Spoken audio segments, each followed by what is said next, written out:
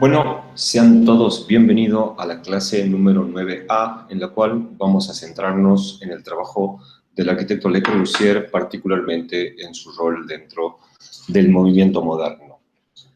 En la imagen, lo estamos viendo a Le Corbusier, y uno de los puntos importantes a considerar es el rol de comunicación y de la imagen, que será central en el trabajo de Le Corbusier, más allá de su trabajo como arquitecto, y su sistema de proyecto, que será el tema central de la clase de hoy. Pero en la imagen se observa un Le Corbusier muy concentrado, trabajando en su taller con restos de pintura, y una de las características fundamentales, ¿no es cierto?, y esto siempre vale la pena recordarlo, es pensar en su rol como la gran voz cantante, por así decirlo, dentro de la difusión de las ideas del movimiento moderno, como uno de los grandes maestros, ¿no es cierto? Habiendo dicho esto, vamos a hacer unos comentarios sobre la bibliografía. La bibliografía para esta clase sigue siendo un texto clásico y siempre pertinente, Le Corbusier, Ideas y Formas, de Curtis, un texto indispensable, ¿no?, para pensar el trabajo de Le Corbusier. Le Corbusier estudió paperback, en el cual podemos ver parte de su trabajo, también podemos ver sus obras completas, en las obras completas ver los proyectos, y un clásico de clásicos, un libro que tiene una lectura muy amena, Maestros de la Arquitectura Moderna, de Blake, ¿no es cierto?, que se enfoca, como su nombre lo indica, en el trabajo de Mies, de Le Corbusier y de Frank Lloyd Wright. Todos estos textos disponibles en biblioteca. Bien, habiendo dicho esto, ¿cuál va a ser la estructura de la clase? ¿En qué nos vamos a enfocar? Por lo pronto, en una primera parte vamos a ver aspectos de su biografía, es decir, aspectos más sobresalientes de su formación, para centrarnos en su trabajo durante la década del 20.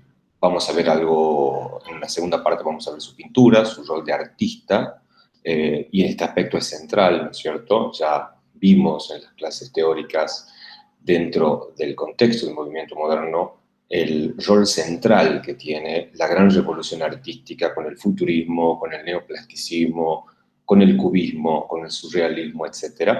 Y en este caso Le Corbusier no va a ser ajeno a estas grandes revoluciones que se están dando en el mundo del arte y la pintura. Particularmente en él será central que nos centremos en la geometría y cómo él entiende su rol de artista, pintor, como un factor determinante y de retroalimentación en su rol como arquitecto.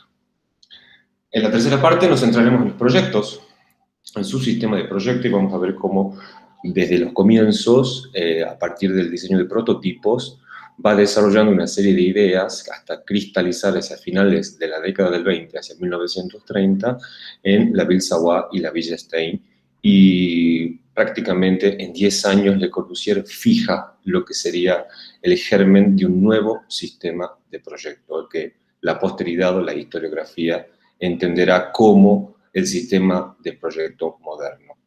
Vamos a detenernos en la cuarta parte en la Villa Stein, ¿no es cierto?, para tratar de analizarla, algo muy parecido a lo que ustedes tendrán que hacer en los trabajos prácticos cuando analicen algún ejemplo, y lo vamos a proponer, nos vamos a permitir plantearla a la Villa Stein como un punto culminante dentro del trabajo del maestro. Y, por último, vamos a tratar de extraer algunas conclusiones a partir del recorrido que hagamos de la producción de Le Corbusier, que, insisto, en estos momentos nos vamos a detener en su rol dentro de la década del 20, 1920 a 1930. Bien, biografía.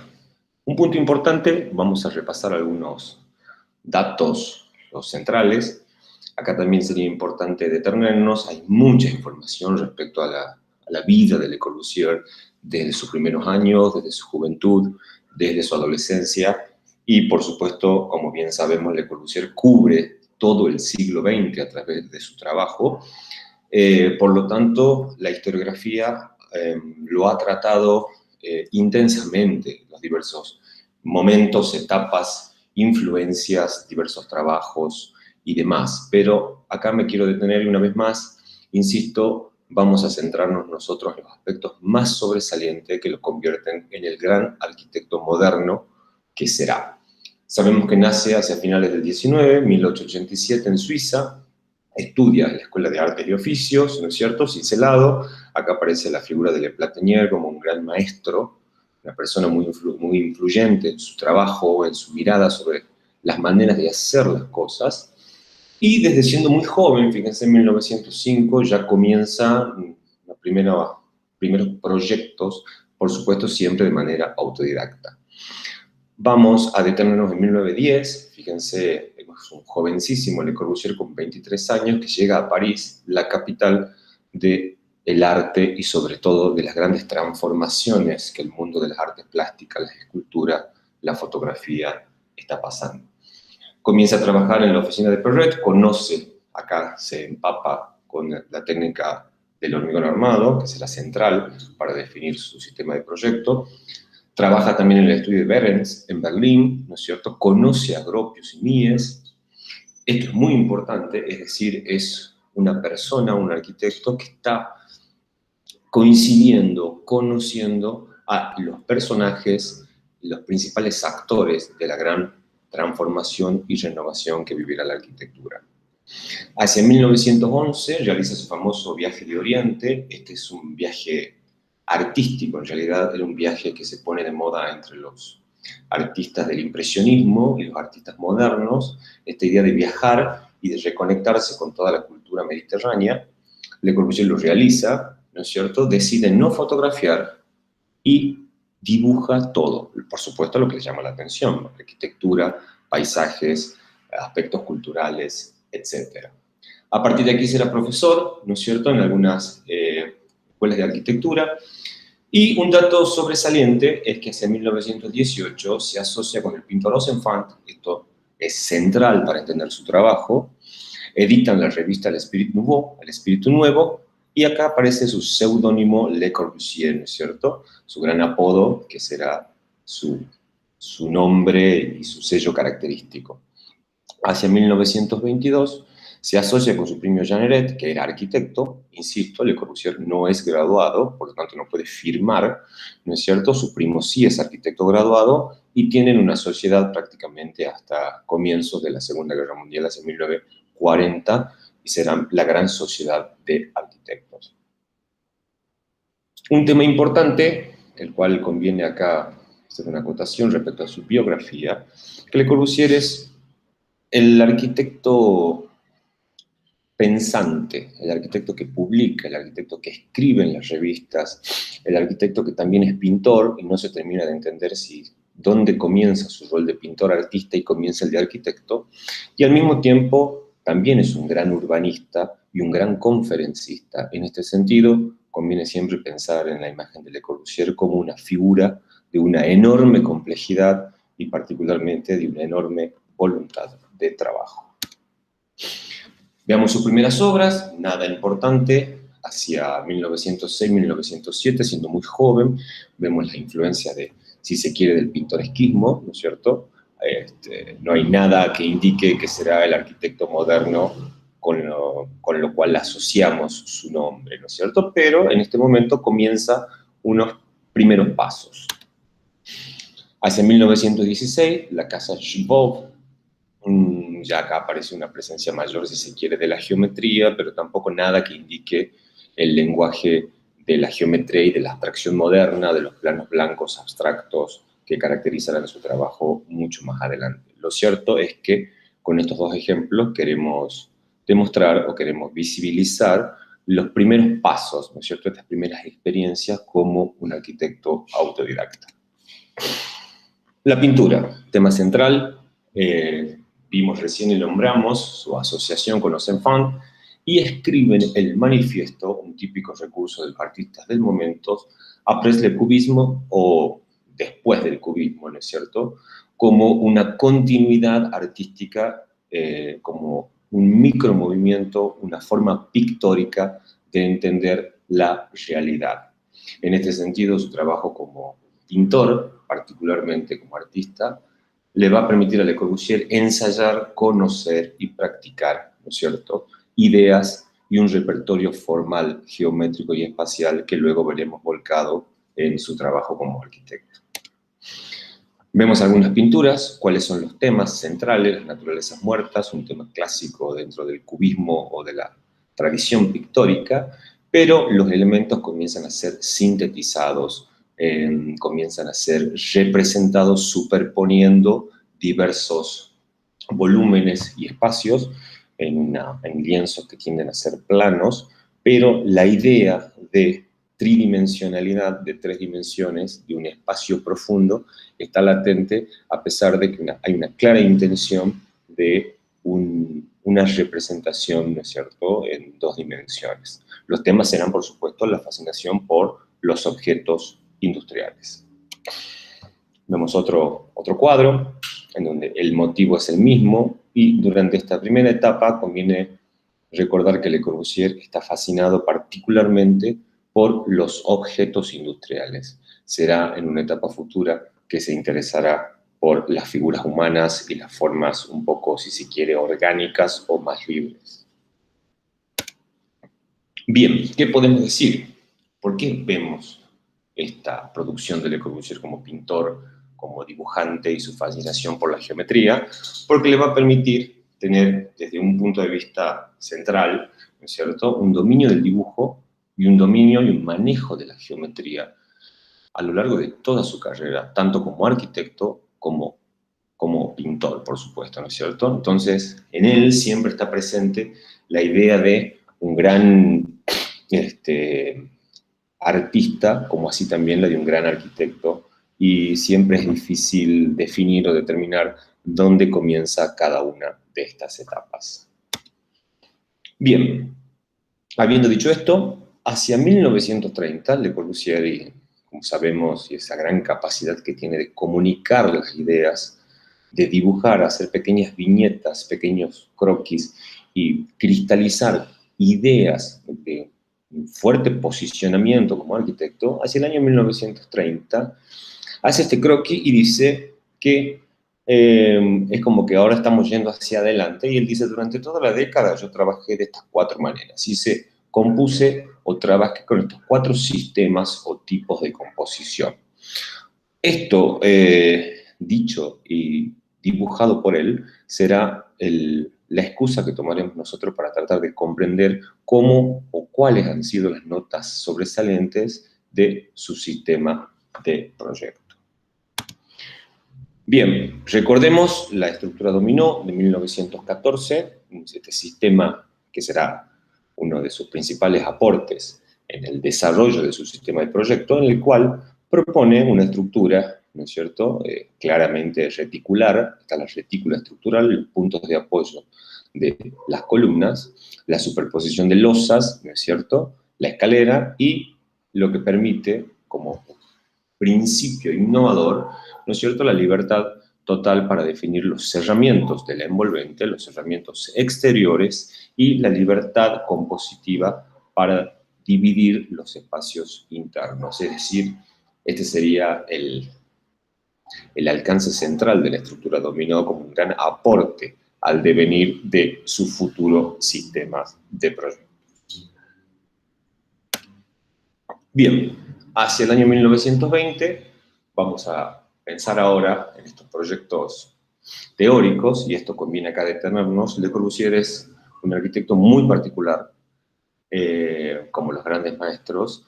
Acá conviene recordar que si no tienen encargos concretos, de alguna manera se imponen pensar soluciones o proyectos teóricos, los cuales le permiten ensayar ciertas ideas espaciales, volumétricas, geométricas, estructurales, sin que exista un encargo concreto, ¿no? En este sentido, me parece importante considerarlo dentro de la producción de Le Corbusier como un gran arquitecto teórico también, lo cual le permite, cuando tiene encargos concretos, poder ensayar ideas que ya, de alguna manera, vienen madurando con el paso de los años, ¿no? Un tema me parece importante a considerar. Bien, en este prototipo Citroën 1 del año 20, Le Corbusier plantea, por un lado, un perímetro libre, un bloque compacto, ¿no es cierto?, y acá aparece una idea central de toda su producción como arquitecto, el perímetro libre como tema, ¿no?, lo cual es bastante polémico y contradictorio, ¿no?, como si los lotes entre medianeras no existieran, no definirían nuestras ciudades. Lo cierto es que acá propone ya la escalera exterior, la doble altura, ¿no es cierto?, esta gran especie de marquesina del espacio central y una terraza que, por lo menos en el nivel de desarrollo del croquis, evidentemente es accesible y utilizable. Si vemos las plantas, ¿no es cierto?, la planta baja y el entrepiso, podemos ver este gran, si se quiere, despliegue de superficie, si lo pensamos desde el punto de vista estrictamente a nivel plantas y cortes. Acá no hay ninguna estructura de esqueleto, no hay ninguna estructura puntual, simplemente son dos muros paralelos, ¿no es cierto?, que definen esa especie de caja o de bloque compacto para definir el prototipo y el proyecto. Notemos, y esto es muy importante, el exceso de superficie desarrollada, ¿no? Es decir, acá Le Corbusier se aleja de las nociones que podemos comprender como el mínimo existencial o las superficies o las áreas estrictamente funcionales para centrarse evidentemente en proyectos más bien espaciales, formales y estéticos. Bien, el segundo prototipo Citroën del año 22, acá aparecen los pilotis, los célebres pilotis por primera vez, en donde despega parte del envolvente de la vivienda, ¿no es cierto?, y algunas ideas que ya venían siendo ensayadas en el prototipo 1. Vemos la terraza que se puede utilizar, hay una estandarización, ya hay una sistematización, sobre todo de las estructuras, ¿no es cierto?, y de las carpinterías, y, por supuesto, la continuidad del perímetro libre como un tema central de su trabajo. Vemos un análisis en axonométricas más pormenorizado, ya están insinuadas las ventanas corridas, ¿no es cierto? No está clara como un sistema que define la fachada, pero los puntos centrales de un nuevo lenguaje arquitectónico, de una nueva forma y un nuevo sistema de pensar la arquitectura, comienzan a ser evidentes. Por supuesto, siempre estamos pensando en prototipos, es decir, unidades, bloques de vivienda, conceptos que son susceptibles de ser repetidos en serie. Vemos el desarrollo de las plantas, una vez más, siempre hay una especie de total despreocupación por el desarrollo en superficie de este tipo de proyectos, siempre son viviendas de hasta 4 niveles. Pensemos que económicamente, por así decirlo, de prototipos susceptibles de ser repetidos, entendiendo viviendas de bajo coste, acá no tenemos nada de eso presente, más bien lo contrario, tanto como dijimos ya, ¿no es cierto?, en el desarrollo de superficies como en el tratamiento de los perímetros libres. Bien, habiendo visto la evolución de estos prototipos teóricos, nos vamos a detener a un encargo concreto específico, retomando los 4 sistemas de composición. La casa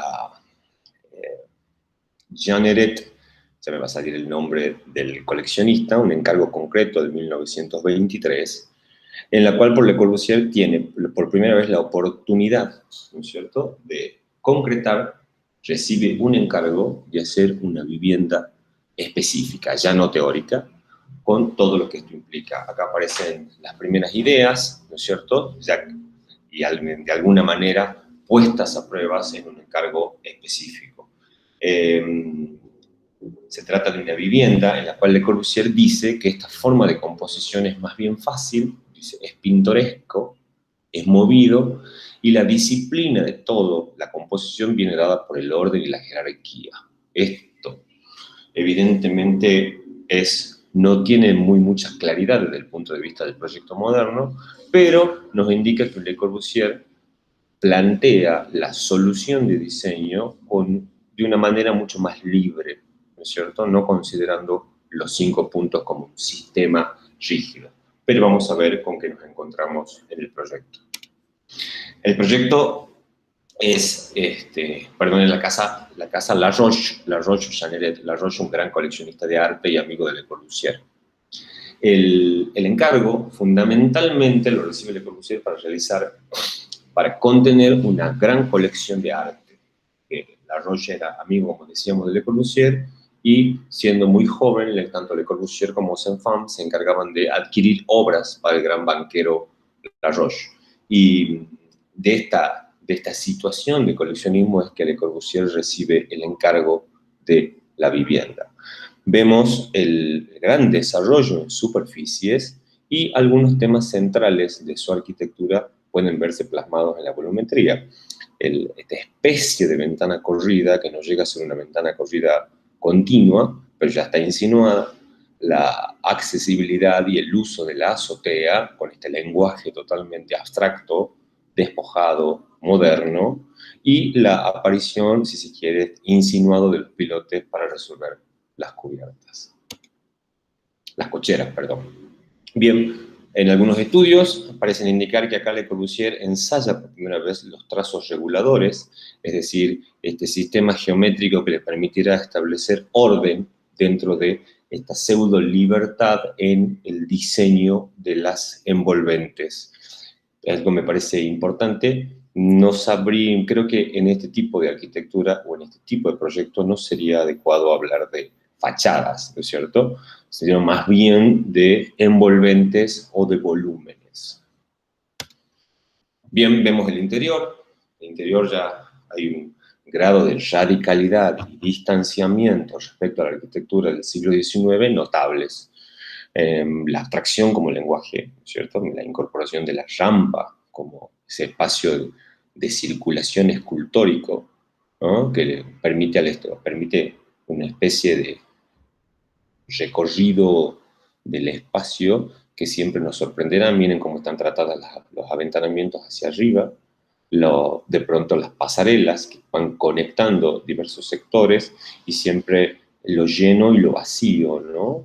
Ya no es la ventana que comunica un interior con un exterior, sino más bien grandes superficies vidriadas que van produciendo efectos de luces y sombras y van permitiéndonos una nueva relación entre el exterior y el interior. Bien, el sistema de composición 3, dice Le Corbusier, es muy fácil, es una práctica combinable y acá sí podemos entenderlo como la evolución de los prototipos Citroën que veíamos al principio. En este caso estamos en la exposición de Stuttgart hacia 1927, en donde vemos claramente desarrollado y si se quiere ya a nivel más concreto y específico, las ideas que Le Corbusier propone en los prototipos 1 y 2, y esta vez plantea dos tipos de viviendas diferenciados, ¿no es cierto? En donde si miran el esquema hacia abajo a la derecha de los croquis, las viñetas que el propio Le Corbusier dibuja, está planteada la retícula con los pilotis y esta especie de libertad a la hora de manejar, ¿no es cierto?, el tratamiento de los muros interiores. Por lo tanto, genera como un doble sistema, el de la retícula que ordena, que sostiene, y la libertad compositiva de los muros interiores. Por supuesto, si miramos ambos prototipos, vemos que la idea del volumen, la idea del bloque, de la caja, es clara, ¿no es cierto? Evidentemente, los croquis iniciales de este tipo de proyectos parten de cajas arquitectónicas al cual Le Corbusier comienza a aplicarles diversos tipos de operaciones geométricas, ¿sí? Siempre considerando los llenos, los vacíos, los remates, etc. ¿No? Miren acá ya en el prototipo de abajo, los pilotis se convierten en estructuras metálicas que Le Corbusier ensaya, la ventana corrida está claramente desarrollada y hay una intención de remate y utilización de la cubierta.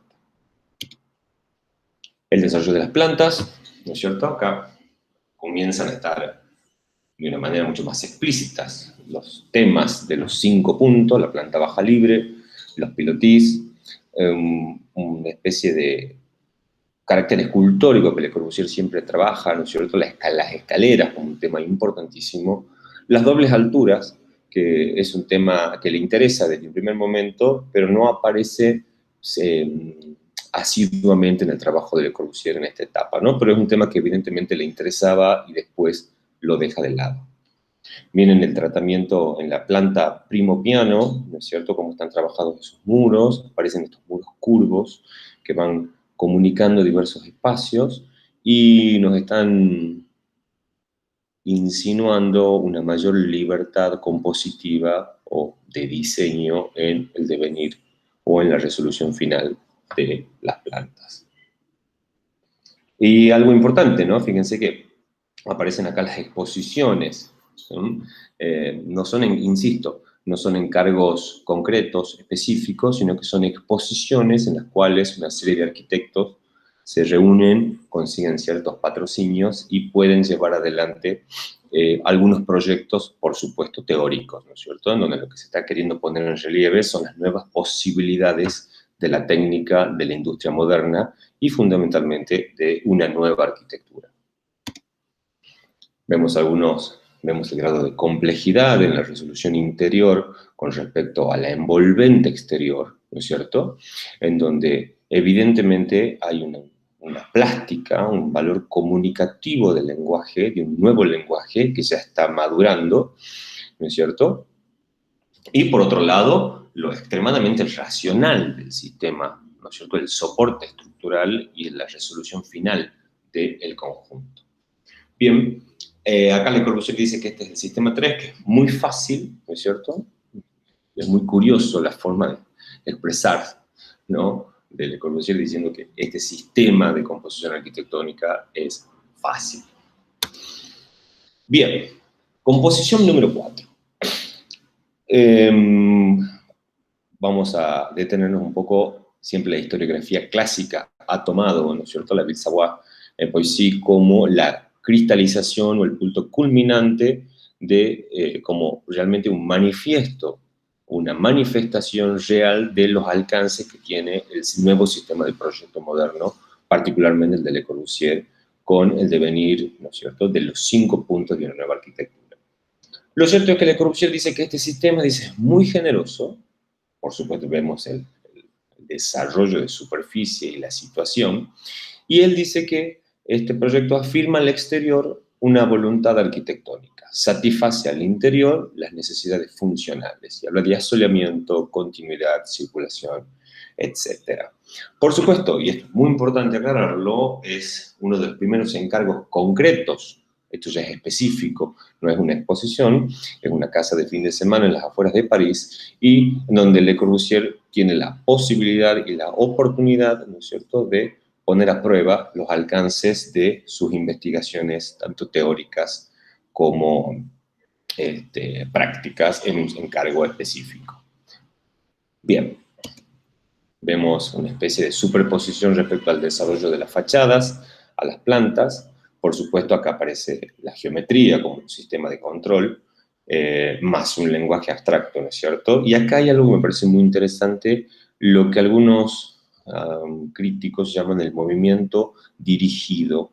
Pensemos primero en la idea de la promenada, en esta necesidad de incorporar la cuarta dimensión, el tiempo, para comprender la naturaleza o cuál es la lógica de un espacio moderno, ¿no es cierto? En este caso, Le Corbusier, es cierto, está la promenada, está la cuarta dimensión presente y patente, pero al desarrollarla la rampa, ahora la vemos, la rampa central, ¿no es cierto?, esta libertad está más bien orientada, dirigida, no tengo una libertad absoluta, por lo menos desde el punto de vista de la estructuración central del proyecto. Sí, la promenada aparece claramente, fíjense en los tamaños, en la disposición del living y de la cocina, en donde vemos un proyecto claramente compartimentado, ¿no es cierto?, en paquetes funcionales. Evidentemente la planta baja con los pilotis y la calle de circulación con los espacios de servicio, hacia el primer piso, lo que podríamos llamar la planta noble, ¿no es cierto?, con los espacios centrales de la vivienda, tanto los privados como los semipúblicos, y hacia la cubierta, la famosa terraza jardín, a modo de remate escultórico con posibilidades de uso, ¿no es cierto?, de esas terrazas, a pesar de tener un patio de unas dimensiones maravillosas a nivel del plano noble. Por supuesto, un tema importantísimo en el trabajo de Le Corbusier, el tratamiento escultórico de las escaleras. Bien, fíjense lo que veíamos recién, ¿no es cierto? Esta idea de superposición por paquetes funcionales. Y acá es clara las posibilidades de la retícula estructural, ¿no es cierto? Los pilotis, que si bien tienen una función espacial y escultórica, si se quiere, desde un punto de vista formal, pero por otro lado son el sistema de soporte necesario, el sistema estructural que permite la libertad, ¿no es cierto?, compositiva de los muros. Bien. Vamos a ver ahora, curiosamente, lo que Le Corbusier dice, el sistema de composición 2, y acá nos vamos a detener en el célebre proyecto de la Villa Stein en Garches, en Francia, en 1927. Y el propio Le Corbusier dice, esto es muy difícil, pero acá está la satisfacción del espíritu. Fíjense, es muy curioso que la historiografía haya comprendido a Ville-Savoye como el punto de madurez mayor, sin embargo, Le Corbusier dice, no, en este proyecto es mucho más difícil el sistema de proyecto. Nótese el contraste, ¿no?, entre la estética de la vivienda y el desarrollo de la industria automotriz, el lenguaje, ¿no? Claramente la arquitectura estaba muy por delante como lenguaje, con una idea mucho más innovadora que lo que la industria o el diseño industrial automotriz permitía en esos momentos. Acá vamos a ver el sistema de combinación, sí, el bloque abstracto. Recuerden lo que veíamos en el prototipo Citroën 1, esta idea del bloque siempre presente, el de Corbusier. Acá están claramente manejados los 5 puntos, pero en otro grado de problemas. Y acá aparecen, si se quiere también, los trazos reguladores como un sistema de control de proyecto que Le Corbusier tiene una relación ambigua respecto a este sistema de proyecto. Bien, el bloque compacto. Fíjense que para Le Corbusier es extremadamente difícil manejarlo al bloque. La caja. Siempre el problema de la caja. Y ya prácticamente desde los inicios de la modernidad termina siendo uno de los valores geométricos, ¿no es cierto?, más difíciles de manejar desde el punto de vista del lenguaje arquitectónico. Como decíamos, tenemos el bloque compacto, por supuesto, vemos hacia el contrafrente los vacíos, pero ya están en doble altura estos vacíos, muy escultóricos, y las escaleras, acá sí aparece con una fuerza inusitada, como un gran elemento escultórico, ¿no es cierto?, que vincula el plano noble con el fondo, entre comillas, del lote, con esa gran, no sé si es pertinente hablar de fondo o deberíamos hablar de la naturaleza, ¿no es cierto?, hacia atrás. Bien, la idea de los, fíjense, algo subyacente, por un lado, los trazos reguladores, estas ideas de las diagonales de las figuras geométricas clásicas para permitir un control en cómo se van relacionando esta especie de percepción armónica entre las diversas partes, ¿no es cierto?, del rectángulo, que nunca es percibido como rectángulo, siempre lo percibimos como volumetrías, y el sistema modular 2-1-2-1-2, que en el fondo termina siendo el sistema de soporte estructural que no es perceptivo, aparece como un soporte subyacente que permite esa enorme libertad creativa que transmite el tratamiento de las envolventes del proyecto. Por eso hablamos de una modulación sistematizada que se traduce al volumen. No es explícito, es implícito, es lo que permite esa libertad compositiva. Vemos acá el desarrollo de las plantas, ¿no es cierto?, desde la planta baja hasta la azotea, planta noble, etcétera, en donde vemos un sistema de desarrollo de proyectos mucho más complejo que lo que veíamos en la Ville-Savoye.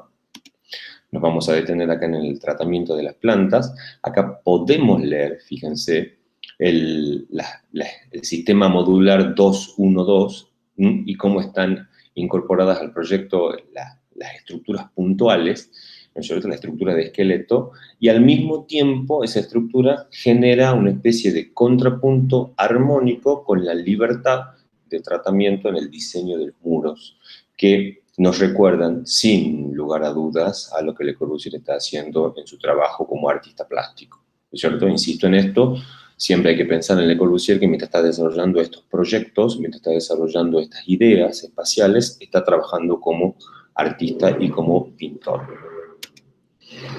La planta tercera y la planta segunda, fíjense la curvatura de los pasillos, la libertad compositiva con la que maneja los diversos espacios y el tratamiento de los tabiques, claramente el valor de los elementos estructurales en algunos puntos del envolvente contrasta con lo extremadamente esbelto y delgado de los muros interiores.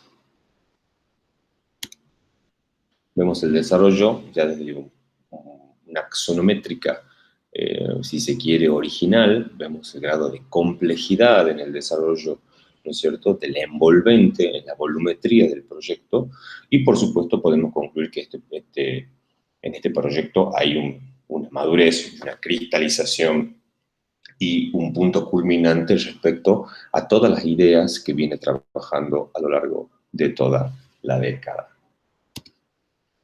Bien, a modo de cerrar un poco y citándolo de nuevo al gran maestro, retomemos estas 4 ideas o formas de composición que él da hacia 1930, en donde vimos la casa La Roche-Jeanneret de 23, la casa del coleccionista. Vemos como, en cuarto lugar y como punto culminante, la Villa Stains en Garches, en Francia. Vemos los prototipos de Stuttgart en Weissenfels y vemos la famosa Ville Savoye, ¿no es cierto?, en las afueras de París, como una explicación, si se quiere, del propio Le Corbusier, de lo que él hizo a lo largo de toda la década del 20. Bien, a modo de conclusión, ¿qué podemos decir? Que en Le Corbusier podemos valorar como positivo, ¿no es cierto?, su ejercicio de proyecto permanente. Es decir, esto es un punto notable dentro de su trabajo, porque no se conforma, no espera recibir un encargo específico, sino que desarrolla ideas o proyectos teóricos, y estas ideas o estos sistemas que va desarrollando, luego los pone a pruebas en encargos específicos. La geometría, como el gran tema, la geometría ya está presente en L'École de Beaux-Arts, ya está presente en el siglo XIX, pero el lenguaje del arte moderno y la nueva forma de entenderlo y su rol como artista y pintor le permiten, ¿no es cierto?, serían un gran instrumento para trabajar un lenguaje totalmente nuevo, ¿no es cierto?, que le permitirá un cierto control y orden, depende de cómo lo tomemos, si pensamos los trazos reguladores, y al mismo tiempo serán el gran soporte de su sistema de proyecto, ¿no es cierto? Podemos también acá valorar la investigación permanente y esa forma tan particular de estar al tanto de cuáles son los avances técnicos del momento y cuáles son los sistemas constructivos que le permiten llevar adelante esas ideas. No podemos olvidarnos que hacia 1920-1930 el hormigón armado, si bien comienza a expandirse como idea, como sistema constructivo, como una técnica, no era tan común, ¿no es cierto? Y Le Corbusier, el conocerlo, el estar al tanto, en estudiarlo, en investigarlo, le permite llevar adelante estas ideas tanto formales como espaciales. Bien, acá hay sí un tema fundamental, la idea de totalidad, ¿no es cierto? Es no pensar la arquitectura por partes o disociada la técnica con los sistemas de proyectos o con los lenguajes o con las formas de diseñar, sino entender la arquitectura como una totalidad altamente compleja, lo cual le permite a él, con todo lo expuesto, ampliar los horizontes de la vivienda, sin lugar a dudas, y pensarla como una tipología específica que tendrá nuevas posibilidades de desarrollo. Y un tema no menor, pensarla siempre a la Villa Stein como un hito en su desarrollo personal, y esto sí me parece un tema importante. Siempre hemos pensado que es la Ville Savoye, pero sería interesante que nos permitamos pensar en la Villa Stein, en realidad, como un punto culminante dentro de su trabajo como arquitecto en la década del 20, ¿no es cierto? Lo que estamos viendo, las imágenes que vemos abajo, la mano abierta, el portal email en Chandigarh y su forma de entender los ciclos del día y de la noche serán parte de una iconografía artística posterior y simplemente estaban ahí a modo de graficar lo que vendrá de Le Corbusier cuando lo estudiemos como un gran arquitecto después de la Segunda Guerra Mundial. Hasta aquí llegamos con la clase 9